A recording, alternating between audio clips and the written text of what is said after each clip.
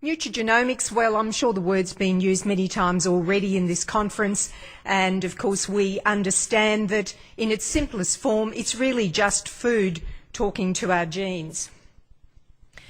But what I found when I embarked on my research project in this field is that whilst I had background in nutrition and biochemistry on the left-hand side of the slide, I knew very little about genomics, and so when one tries to learn nutrigenomics, it's a blending of several disciplines, which then relates ultimately to interpreting this information in the context of human health.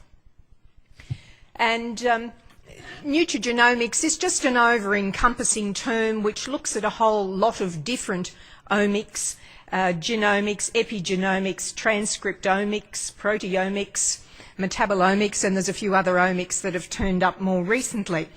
But the one that seems to get most attention is methylation.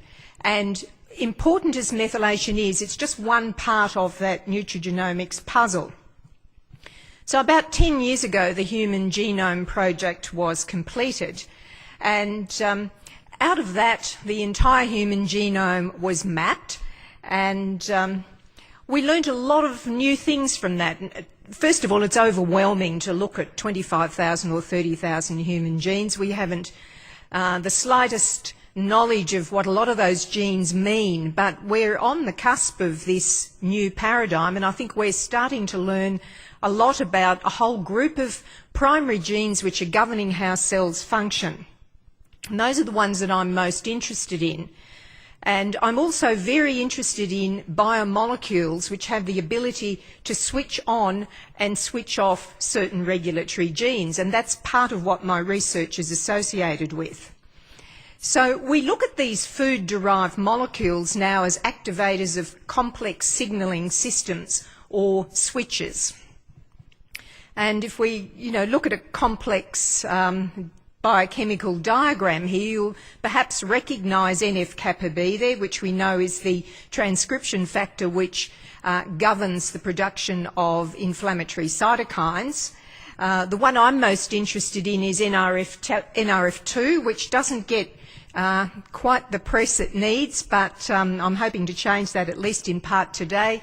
In diabetic medicine, we know about PPR gamma.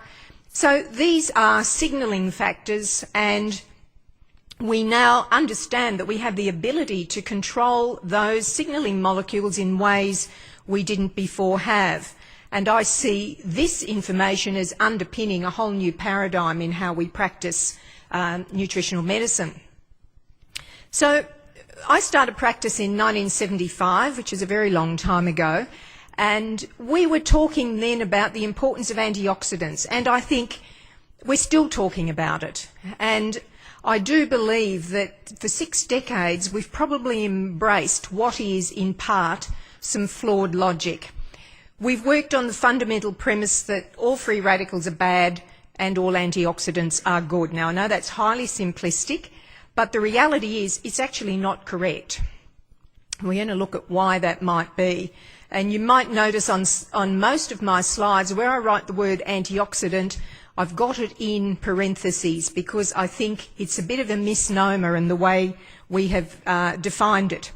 So the old model of nutritional medicine, and that's the one that I embarked on practice in 1975, was largely about correcting deficiencies, often using megadoses of various nutrients. Again, the theory was underpinned by the idea that free radicals were bad and antioxidants were good, and we had to get rid of all those free radicals at all costs. And a belief that antioxidants and so-called antioxidant supplements were what promoted cell defence. And there's a leap of faith in there which I think is where we've gone off on the wrong track.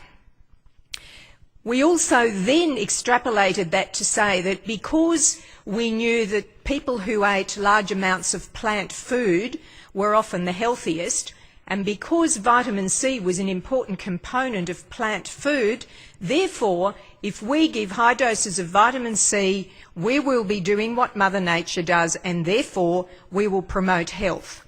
And Linus Pauling's concept of giving large doses of vitamin C has been a concept that we've used clinically for a very long time. I suspect that if Pauling was still here today, eminent scientist as he was, he may very well have modified his thinking in light of what we've learnt since his passing.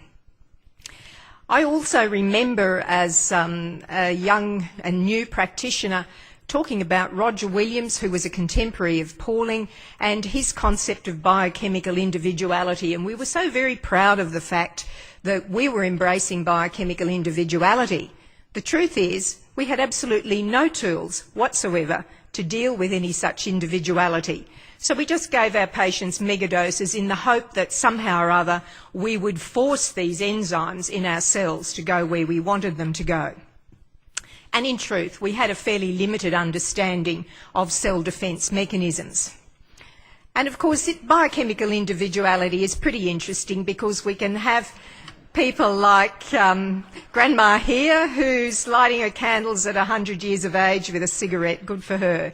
I don't think most of us have her genes, and I certainly don't have this girl's genes either. So yes, we're individual, and we haven't always known why that might be. So enter the concept of nutrigenetics. So this is not nutrigenomics, this is the opposite. This is nutrigenetics. And so this says, okay, I'm born with a certain gene profile that I inherited partly from my mother and partly from my father. And it will tell me how I can handle the environment. So I might have certain genes that help me to detoxify caffeine quickly, so I can drink coffee all day, all night, and it doesn't keep me awake. That isn't me, incidentally, but I could be. Some people smoke large amounts of cigarettes and don't get lung cancer. So that's the nutrigenetic profile that has enabled them to have those unique abilities.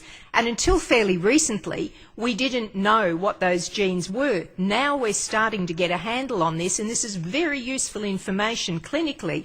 I believe if we can look at a patient's gene profile and look at the ones who really should not be smoking. I'm not suggesting anybody should, but some people, of course, have greater risk than others.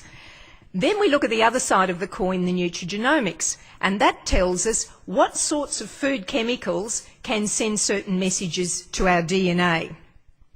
Because certain food chemicals we now know are activating some of those switches within the cells. So switches like NF-kappa B, eat plenty of junk food and you'll switch on your NF-kappa B. Eat plenty of the sorts of foods which are on this slide and you'll tend to switch on the cytoprotective pathways which are governed by NRF2 as a transcription factor.